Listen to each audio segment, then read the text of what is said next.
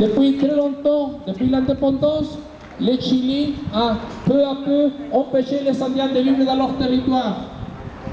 D'abord, vers l'année 1879, après une guerre dite de pacification, les indigènes ont été, comme aux États-Unis, obligés d'habiter dans des réserves. Plus tard, vers 1880, aussi quelques années plus tard, le Chili a cédé à des citoyens suisses, yougoslaves, allemands, des grands territoires indigènes pour qu'ils puissent s'implanter gratuitement.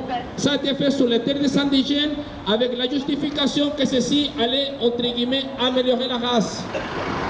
Depuis lors, à l'exception du gouvernement d'Allende, tous les gouvernements chiliens, tous sans exception, ont considéré que le peuple mapuche, c'est un peuple qui fait risquer, qui fait entrave à l'unité nationale, c'est un objectif de l'État chilien de le réduire.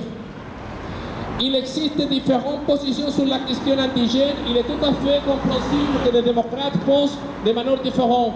En principe, les peuples indigènes, pas seulement les Mapuches, ont le droit, la reconnaissance culturelle.